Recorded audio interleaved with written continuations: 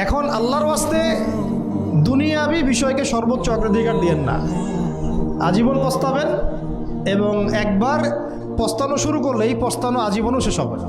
তো দিনদার ছেলেকে প্রাধান্য না দিয়ে বিয়ে করতে যায় না, জীবনটা ধ্বংস হয়ে যাবে।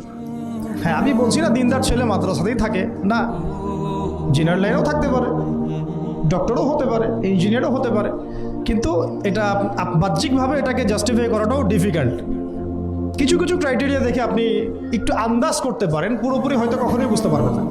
সেটা হচ্ছে দিনের প্রতি তার ফিকির কেমন, দিন নিয়ে তার কাজ কেমন, তার লাইফস্টাইল কেমন, তার পরিবার কেমন, কোন পরিবেশে সে বড় হয়ে উঠেছে, তার একাডেমিক্যাল সার্টিফিকেট কেমন, তারপরে তার দাওয়াতের মেহনতে অ্যাক্টিভিটিস আছে কিনা, বা ব্যবসা হালাল কিনা, বা চাকরির হালাল কিনা, নামাজ ঠিক আছে কিনা, তার মধ্যে সুন্নাহ আছে কিনা, এগুলো কিছু কিছু বাহ্যিক সাইন যেগুলো দেখে আমরা একটা আইডিয়া নিতে পারি। তারপরে বলবো যে এখানে 100% আপনি